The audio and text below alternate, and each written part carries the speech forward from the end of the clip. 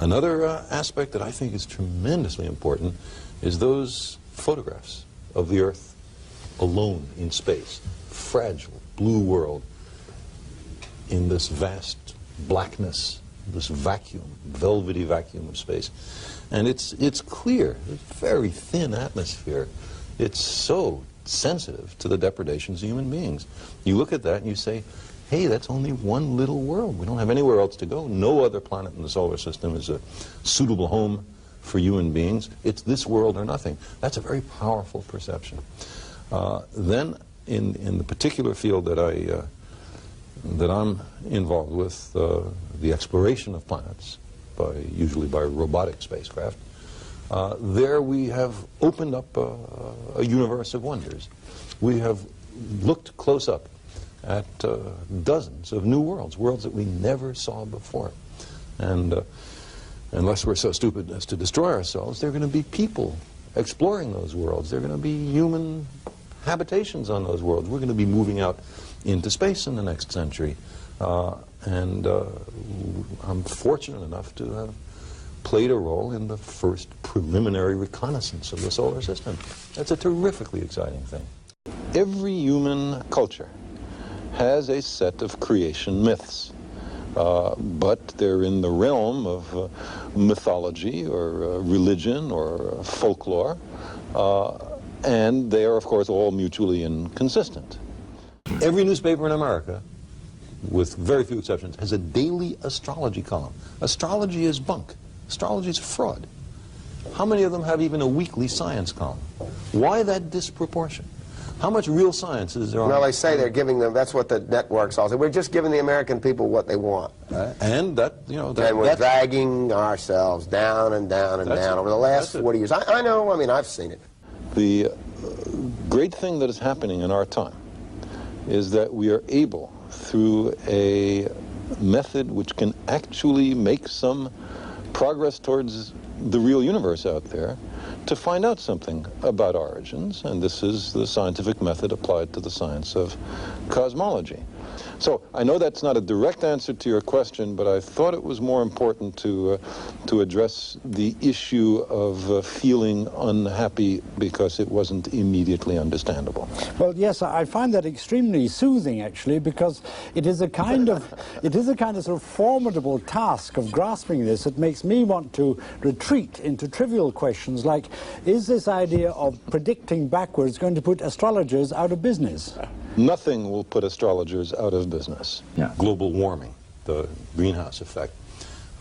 You put gases like carbon dioxide or CFCs, other greenhouse gases, into the atmosphere over this country. They don't stay over that country. Those molecules don't have passports. They don't know about national sovereignty. That's something they never heard of. The atmospheric circulation spreads those gases all over the planet. And so what one country does affects all the other countries. The solution to these kinds of problems has to be that everybody on Earth works together. The industrialized nations have the biggest responsibility because they're the biggest polluters. The United States puts more CO2 in the atmosphere than any other nation. But Western Europe and the Soviet Union and Japan and even the developing countries all make significant contributions. So there has to be a new way of looking at the future, and that is that we're all humans, members of the same species, on one fragile little planet. We're all in this together, and we have to work together. That's kind of the silver lining of these crises. They are forcing us to become a planetary species. The story of Noah's Ark is, of course, a story. The books of the various great religions, Buddhist, Hindu, Islamic, Jewish, Christian, and many others, are filled with stories. That doesn't mean we are to interpret them literally, and there are all sorts of problems with the Noah's Ark story, one of which is kangaroos. How did the kangaroos get to Australia if you literally believe the story of Noah's Ark? So I'm sure you meant that in a light tone, and my response is likewise. How to keep kids in school? Well, kids, I believe, are fundamentally very smart. And if they see school being taught by people who themselves are not interested in it, people who cannot do very well at teaching, if what they're being taught has no practical application, then why should they do it? So, for example, there's an awful lot of kids graduating high school who go into entry-level jobs in the service economy, waiting on tables, slinging hash, and so on. Now, do they get more money if they were good in second-year algebra? The answer is no. And they understand that. If there were more jobs that required this kind of education, there would be more kids who would go into that kind of education with some enthusiasm. If there were a connection between how well you did in school and how fast your salary increased later, as there is in many countries, kids would be much more interested. The space program languish in the last 10 or 15 years, as we have let all sorts of social programs languish, as we have permitted the amount of poverty in children to increase. Before the end of this century, more than half the kids in America may be below the poverty line. What kind of a future do we build for the country if we raise all these kids as disadvantaged, as unable to cope with the society, as resentful for the injustice served up to them? This is stupid. And then what happened with the resources is they went into increasing budgets for arms. Isn't that where the money went? That and making rich people richer. Those are the two places. Well, the thing about rich people, and being one, I guess, is the money all gets reinvested. If you've got money, you put it in the bank lends it out to people to buy homes or cars or but whatever. Not poor people. But not poor people. Well, that's a good point. It tends to stay up at that highly stratified, very... More people get employed with capital formation and so forth. Are you a socialist? I'm not sure what a socialist is, well, but I believe that the government has a responsibility to care for the people. And I'm not talking about dole. I'm talking about making people self-reliant, people able to take care of themselves. There are countries which are perfectly able to do that. The United States is an extremely rich country. It's perfectly able to do that. It chooses not to. It chooses to have homeless people. It chooses... We are 19th in the world in infant mortality. 18 other countries save the lives of their babies better than we. How come? They just spend more money on it. They care about their babies more than we care about ours. I think it's a disgrace. Viewers of this program do to make a difference in correcting these problems? They can make sure that candidates who don't understand and aren't deeply committed to ending and reversing the nuclear arms race, to stopping greenhouse warming, and to stopping the depletion of the ozonosphere, that those guys aren't, men and women, are not elected. It's not enough to have a candidate say, I'm an environmentalist. In what way are you an environmentalist, Mr. or Ms. candidate? Take a look at the most recent election. There we had a candidate who said that he was an environmentalist. He, in contrast to the previous 8 years, where we had an uncompromising anti-environmentalist in the White House, okay, now there's a president, Mr. Bush, who at least acknowledges that there's a problem. We didn't even know that from listening to Mr. Reagan. But if you look at Mr. Bush's budget, we see not a hint of any real commitment to the environment. So I say in a democracy, that's the most important thing a person can do. There are a lot of other things a person can do. You can plant trees. Every individual can plant trees. That's something that's very constructive. You can boycott industries which are irresponsible on global warming and on chlorofluorocarbons. There are many things people can do, but they have to understand the issue before they can do those things. Well, You know, we humans come and go and briefly set foot on the stage and then exit, and but that's just very small potatoes compared to what the Earth is involved with and knows about. I think the essence of the scientific method is the willingness to admit you're wrong, the willingness to abandon ideas that don't work, and the essence of religion is not to change anything. The supposed truths are handed down by some revered figure, and then no one is supposed to make any progress beyond that because all the truth is thought to be in hand. I'm really talking about setting an agenda for the future. My sense is that the scientific way of thinking, questioning, some delicate mix of creative encouragement of new ideas and the most rigorous and skeptical scrutiny of new and old ideas, I think that is the path to the future, not just for science, but for all human institutions. We have to be willing to challenge because we are in desperate need of change. Humans have been on this planet for something like 1 million years, and for the vast bulk of that time, things changed extremely slowly. The population increased very slowly, our technology increased, improved, but by very slow steps.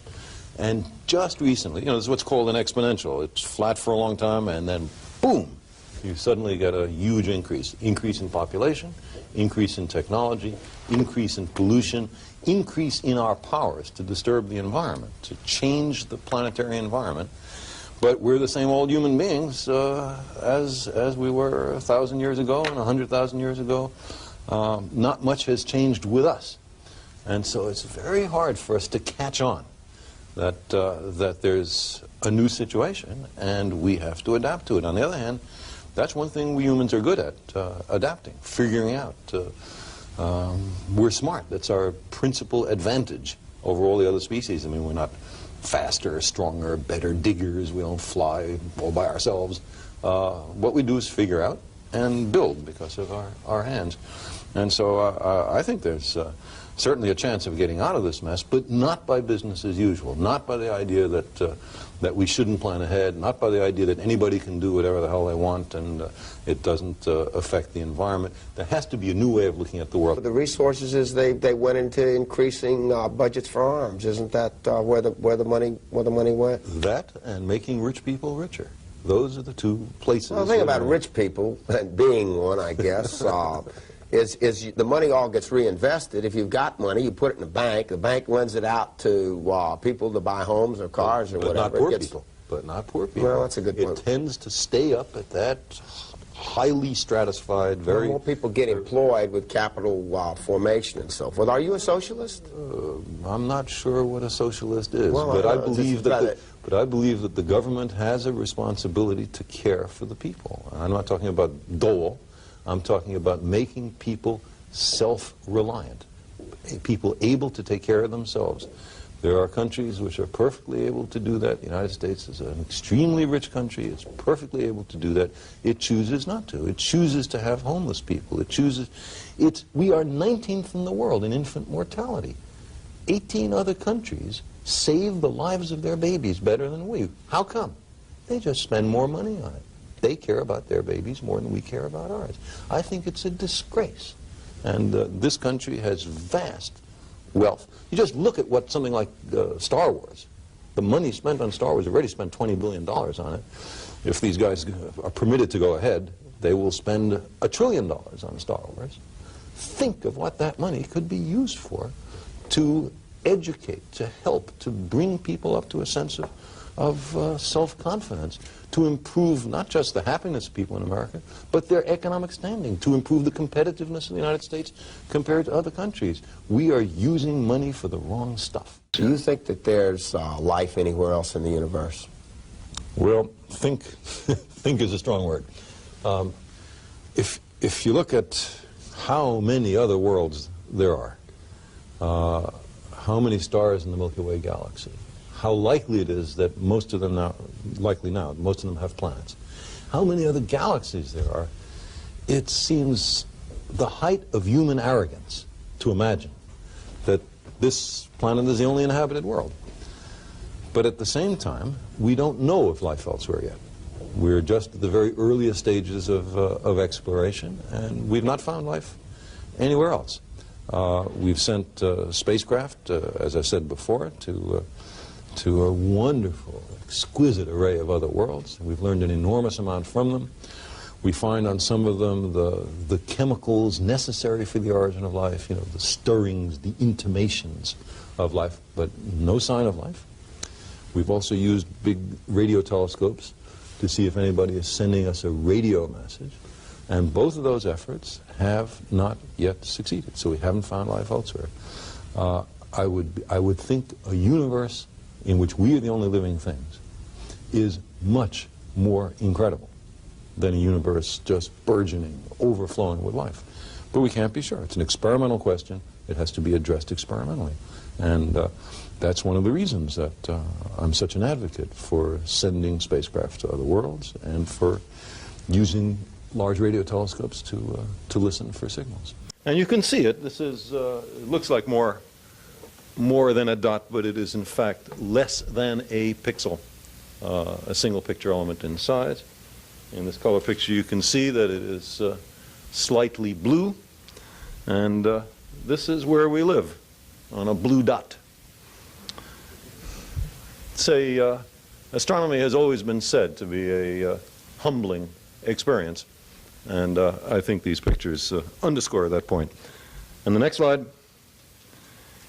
Oh, no, it was lightning fast. Can we go back to that? That's it.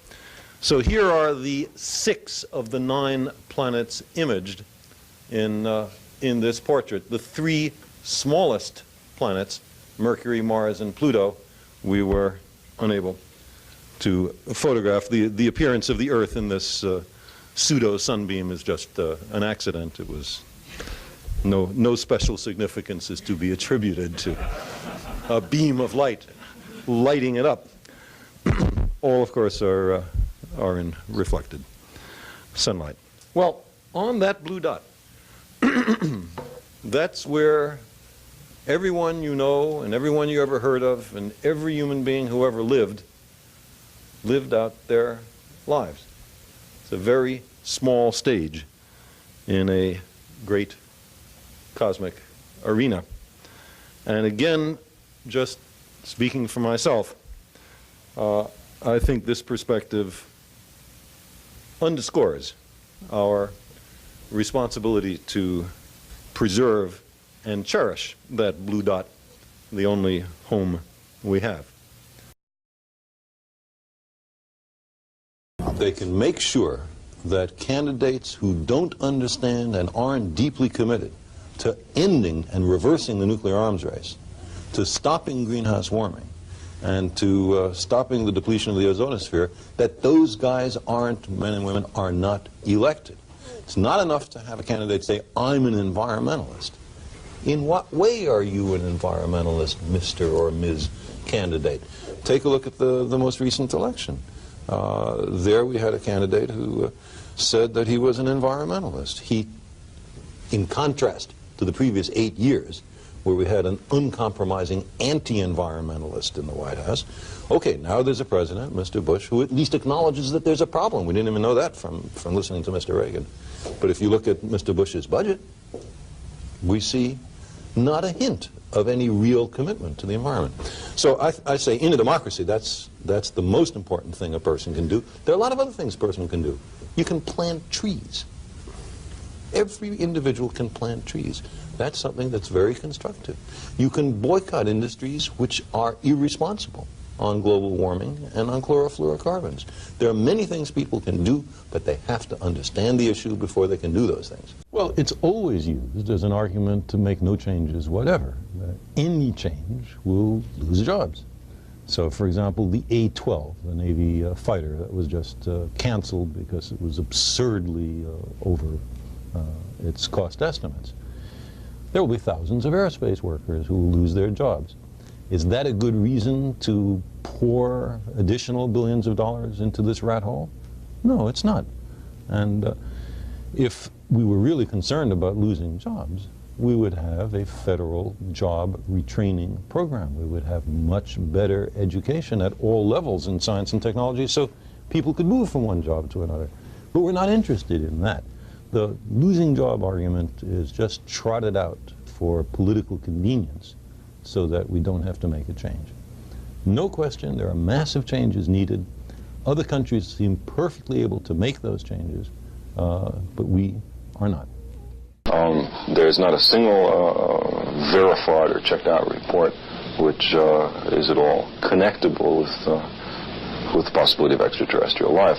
It doesn't say that I think extraterrestrial life is impossible. Quite the contrary. I think that many of the stars in the sky have planetary systems. We know enough now about the origin of life to make it appear likely that life arises naturally on the vast bulk of these planets.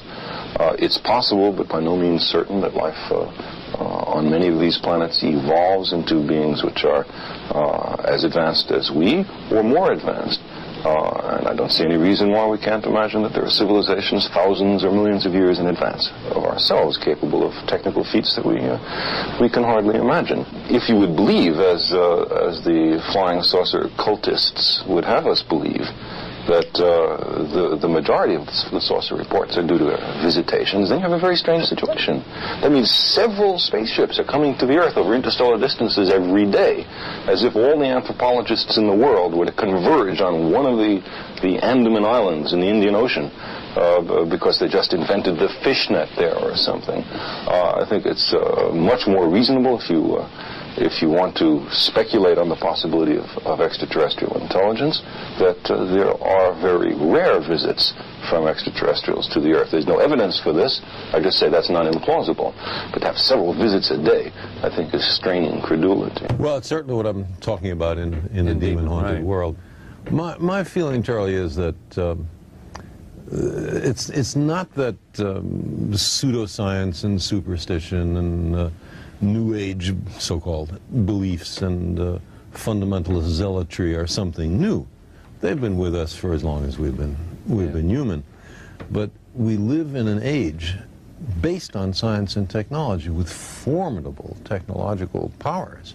Science and technology are propelling us forward at accelerating rates. That's right. And if we don't understand it, and by we I mean the general public, if it's something that, oh, I'm not good at that, I don't know anything about it, then who is making all the decisions about science and technology that are going to determine what kind of future our children live in? Just some members of Congress? But there's no more than a handful of members of Congress with any background in science at all. And the Republican Congress has just abolished its own Office of Technology Assessment, the organization that gave them bipartisan, competent advice on science and technology. They say, we don't want to know. Don't tell us about science and technology. Surprising, because Gingrich is genuinely interested, I think, in these kinds of things as a, out of his own intellectual curiosity. Does the president still have a science advisor? He does, John Gibbons, and the vice president is scientifically literate. Yes, scientifically, a science maven. I mean, you blast them all. Creationist, Christian scientists who you say would rather allow their children to suffer than give them insulin or antibiotics. Astrologers come in for particular scorn on your part. Well, I would say scorn, just derision. Derision. A more generous version of scorn. But what's the danger of all this? I mean, this is not the thing that... There's two kinds of dangers. One is what I just talked about, that we've arranged a society based on science and technology, in which nobody understands anything about science and technology, and this combustible mixture of ignorance and power, sooner or later, is going to blow up in our faces. I mean, who is running the science and technology in a democracy if the people don't know anything about it? And the second reason that I'm worried about this is that science is more than a body of knowledge. It's a way of thinking, a way of skeptically interrogating the universe with a fine understanding of human fallibility. If we are not able to ask skeptical questions, to interrogate those who tell us that something is true, to be skeptical of those in authority, then we're up for grabs for the next charlatan, political or religious, who comes ambling along. It's a thing that Jefferson laid great stress on. It wasn't enough, he said, to enshrine some rights in a constitution or a Bill of Rights. The people had to be educated, and they had to practice their skepticism and their education. Otherwise, we don't run the government. The government runs us. But what's your personal opinion? Put you on the spot a little bit. I'm a scientist, so I say I go where the evidence goes, not what I personally would like to do. What is the evidence as you interpret it? I would love to believe. Your theory. I would love to believe that there was a God who made us, who's looking out for us. And loves us. Loves us. We need takes love. care of us.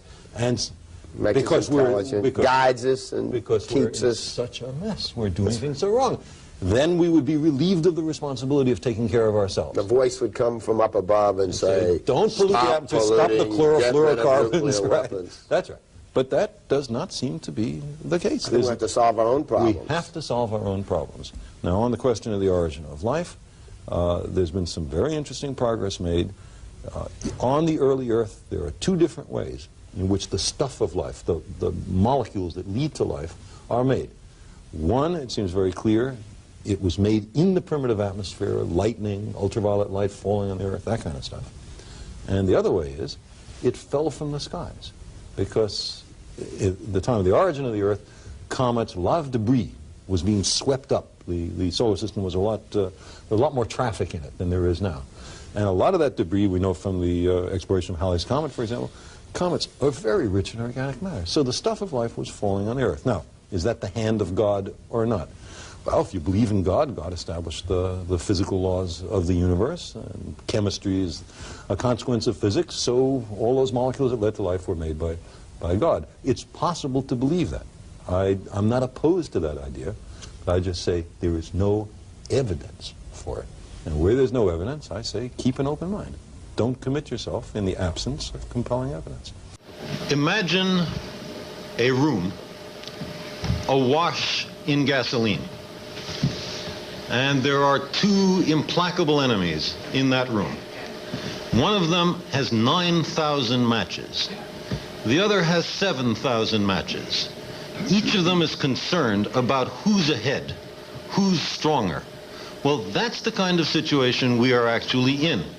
The amount of weapons that are available to the United States and the Soviet Union are so bloated, so grossly in excess of what's needed to dissuade the other, that if it weren't so tragic, it would be laughable. What is necessary is to reduce the matches and to clean up the gasoline. Now, I want to say there is a historical perspective which suggests, as bad as our problems are, the nuclear arms race, the environmental issues, as bad as all that is, there is some reason for hope. There was once slavery on the planet. It is largely gone. There was once human sacrifice. There was once the divine right of kings. There was lots of stuff that today we consider... Oppression of women. Absolutely. I'm sorry I didn't say that. But all of that is changing. And we can change these issues too, because our lives depend on it. We're smart enough, we're dedicated enough to do it, but not by sitting on our duffs. We have to really work. The system was a lot more traffic in it than there is now. And a lot of that debris, we know from the exploration of Halley's Comet, for example, comets are very rich in organic matter. So the stuff of life was falling on the Earth. Now, is that the hand of God or not? Well, if you believe in God, God established the physical laws of the universe, and chemistry is a consequence of physics, so all those molecules that led to life were made by God. It's possible to believe that. I'm not opposed to that idea, but I just say there is no evidence for it. And where there's no evidence, I say keep an open mind. Don't commit yourself in the absence of compelling evidence. This is the first moment in the entire history of the human species when we've explored firsthand, I mean, not humans, but our machines, our robots sending back the data, the environment we live in. We have examined every planet from Mercury out to Neptune. We have examined 70 moons and some comets and some asteroids. Never before has that been done. There's only one first time. That's our generation. But what has it taught us? It's taught us, you take a look at Venus, Yeah. you see a world with a surface temperature of 900 degrees Fahrenheit, produced by a massive carbon dioxide greenhouse effect, and never again will you be tempted to believe a radio talk show hosts who say that the greenhouse effect is something invented Somebody's by liberals. imagination is That's not a right, danger. by liberals. You look at Mars, and you see a planet without an ozone layer, in which ultraviolet light from the sun has in effect fried the surface so that even organic molecules cannot survive there. And never again will you say that there's no danger to The puncture in depleting the our ozone layer, ozone right. layer. We learn about our world by examining other worlds. So what should you do? First thing you should do is stop producing CFCs, the chlorofluorocarbons. See, they do double duty. Not only do they destroy the ozone layer, they are an important greenhouse gas. They'll get us one way or another. So we should stop producing them. Secondly, to mitigate greenhouse warming, we should use fossil fuels more efficiently. By that I mean, if I had a car that went 70 miles a gallon instead of one that went 25 miles a gallon, I would not be putting as much carbon dioxide into the atmosphere for each mile that I go in driving my car. This is a kind of technological solution or mitigation of the problem. Then we should grow trees. Trees take carbon dioxide out of the atmosphere. We need massive reforestation on a global scale. Instead, what we are doing right now is destroying an acre of forest every second. Think about that for just a second. There goes an acre. A whole acre of forest every second, day after day, year after year. We're being extremely stupid. By their very nature, these assaults on the environment were not caused by any one political group or any one generation. Intrinsically, they are transnational, transgenerational, and trans-ideological. So are all conceivable solutions. To escape these traps requires a perspective that embraces the peoples of the planet and all the generations yet to come. Problems of such magnitude and solutions demanding so broad a perspective must be recognized from the outset as having a religious as well as a scientific dimension. Mindful of our common responsibility, we scientists, many of us long engaged in combating the environmental crisis, urgently appeal to the world religious community to commit in word and in deed, and as boldly as is required, to preserve the environment of the earth. Some of the short-term mitigations of these dangers, such as greater energy efficiency, rapid banning of chlorofluorocarbons, or modest reductions in the nuclear arsenals, are comparatively easy and, at least at some level, are already underway. But other, more far-reaching, more long-term, more effective approaches will encounter widespread inertia, denial, and resistance. In this category are conversion from fossil fuels to a non-polluting energy economy, a continuing swift reversal of the nuclear arms race, and a voluntary halt to world population growth, without which many of the other approaches to preserve the environment will be nullified.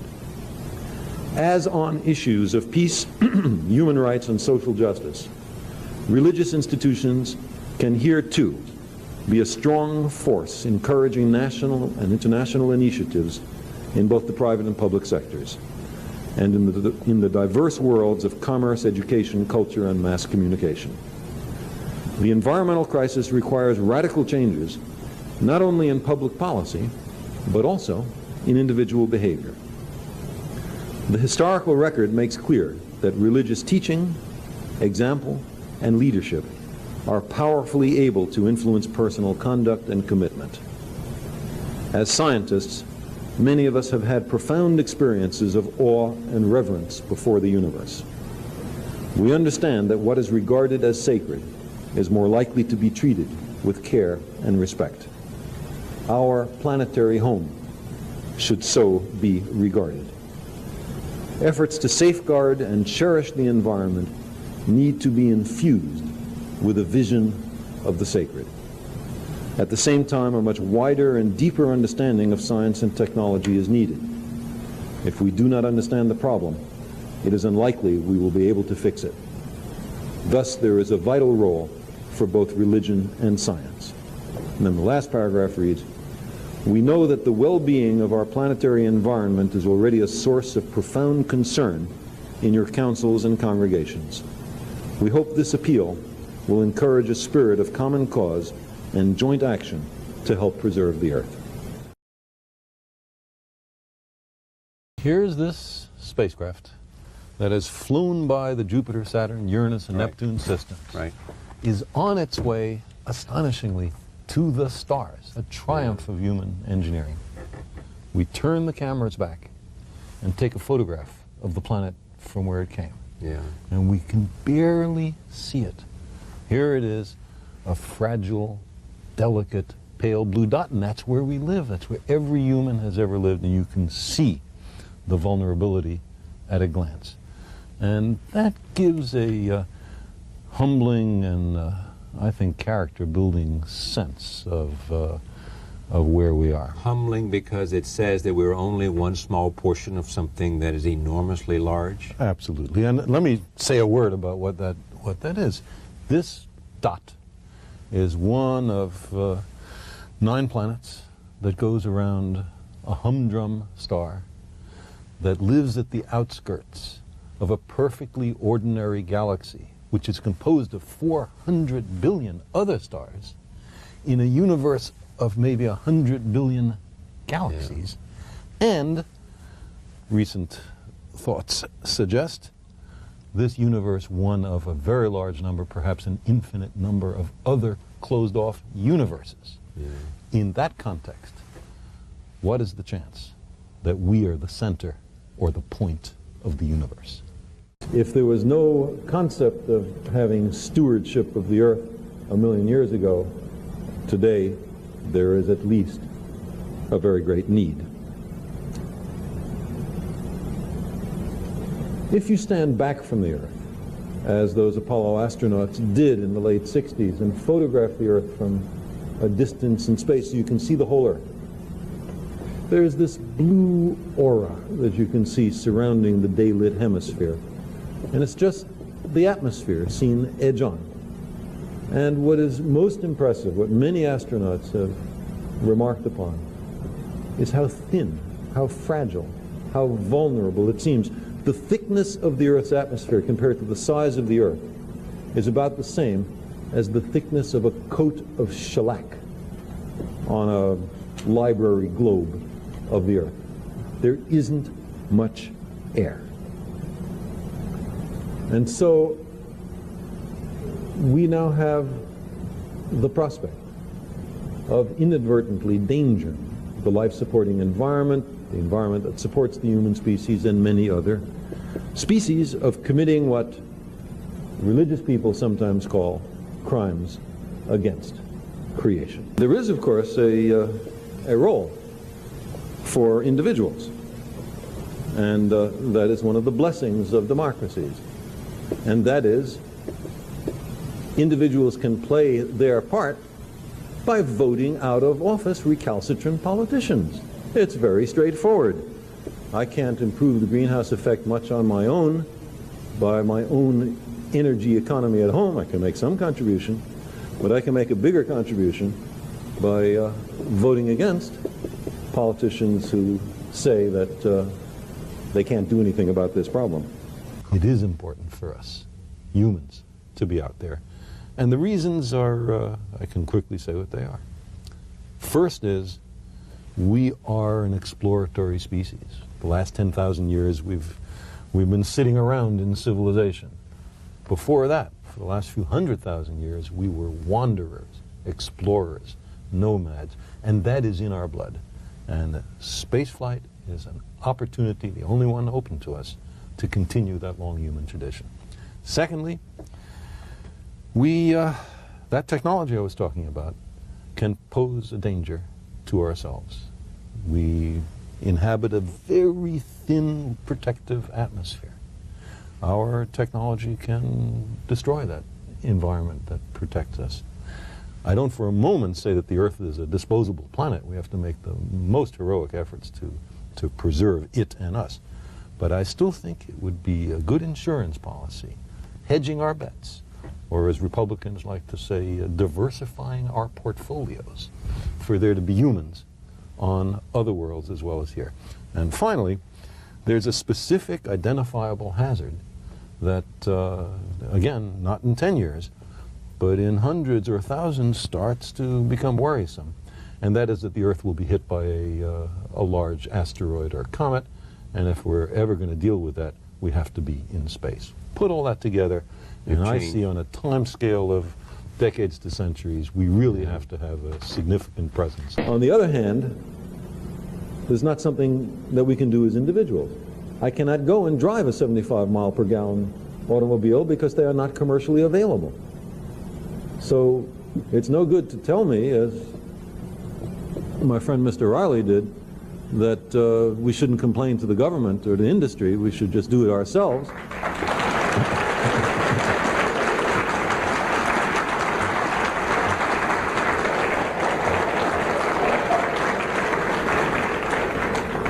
how shall I go about by myself driving a 75 mile per gallon automobile? I'll be glad to take instruction on this issue. I'm ready. But seems to me this requires some activity in Washington and Detroit. I would say that there are several lines of approach, all of which look promising and should be pursued further. One is laboratory work on the question of the origin of life, making the molecules which here were able to reproduce themselves and led eventually to us. Secondly, a study of the organic chemistry in places like Jupiter, comets, and the interstellar medium. It's remarkable that the molecules of life are littering the cosmos. Thirdly, the space vehicle exploration of the neighboring planets, in particular for life or life-related compounds. If it turns out, for example, that Mars is lifeless, that is not a major disappointment, because then we have two planets near each other in space and time, life developed on one and not on the other. You have the classic case of an experiment and a control. And it'd be very important to investigate why life on the Earth and not on Mars. But even more exciting would be if Mars turns out to have life, for us to investigate what kind of life it is, how similar, how different from life on Earth. That will immensely broaden the science of biology. And then there is certainly the serious work, long-term, patient, cautious investigation of other stars for possible signals being sent our way. Ultimately, we're going to want to phase out fossil fuels. We're going to want to convert to an alternative energy economy. And what that is, we can still discuss, but in my view, it is unlikely to be nuclear power for all the obvious pollution concerns. And much more promising is solar power, which produces no greenhouse gases and does not involve radioactivity and is already economically competitive with fossil fuels if we take account of the environmental cost of the burning of those fossil fuels. That's the kind of technology we should be after. And incidentally, because developing countries tend to be located in equatorial latitudes where there's more sunlight, this is also an ideal kind of technology and could be for them and could be much more indigenous, that is, the technology homegrown, than big fission or fusion reactors. We are an exploratory species. We wish to understand who we are, where we are, what our surroundings are. When you study other worlds, you learn much more about your own. You provide an aperture to a benign future. And all of this can be done at the tiniest fraction of what we seem quite happy to spend on military systems. To give you an example, in March of next year, Halley's Comet will be coming by the Earth for the first time since 1910, and it will be greeted by a flotilla of 5 spacecraft from 20 nations, including the United Kingdom, but not including the United States. Why not the United States, the pioneer in solar system exploration in the history of the human species? Why not? Because a Democratic and a Republican administration decided it was too expensive. How expensive would it have been?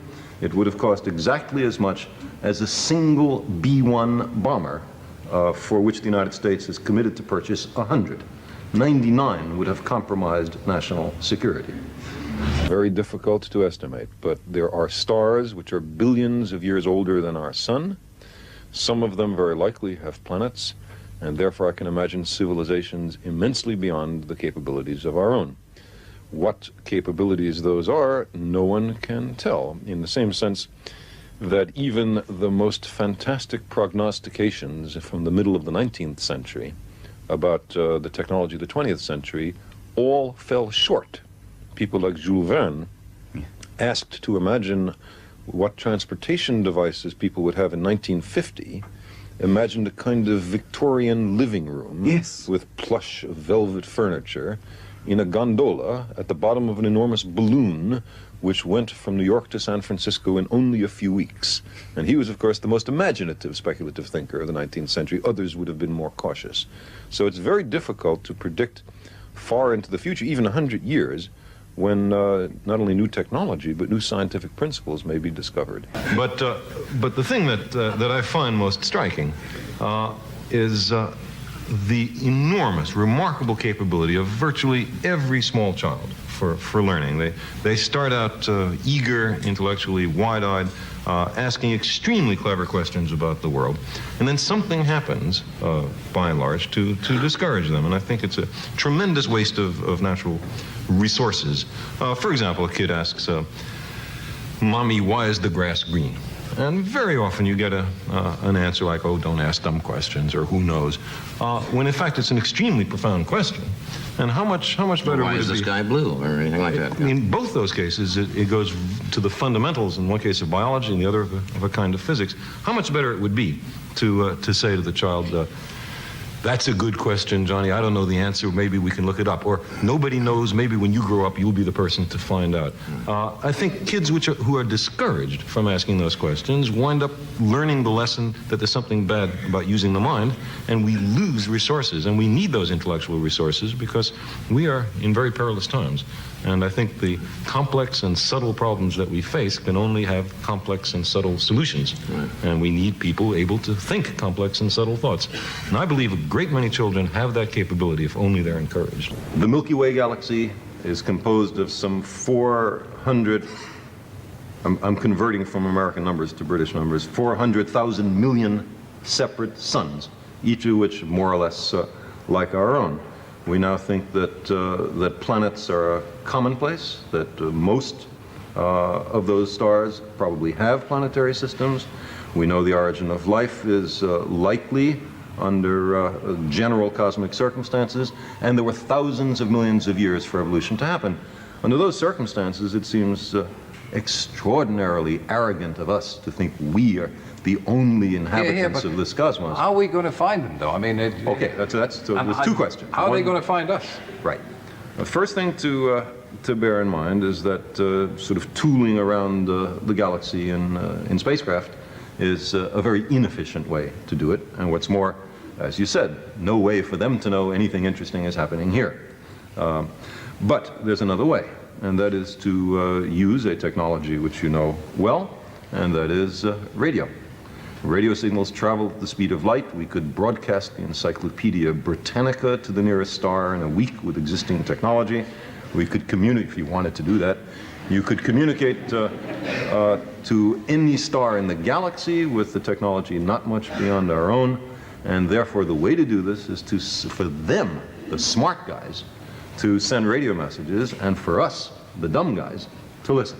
Yeah. And that's what we're doing. And it's so inexpensive. But there's no sound coming through.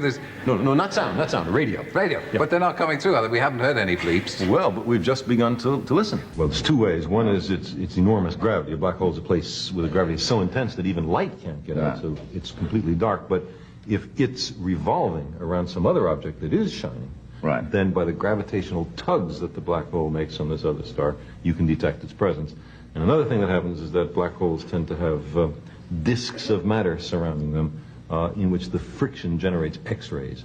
And one of the candidate black holes, something called Cygnus X1, both does this gravitational pull and is a source of X-rays, and very likely is an example of the legendary black hole. Yeah, then there was the theory that once you enter a black hole, you could go into another universe or to another time frame. I suppose that's science fiction so far?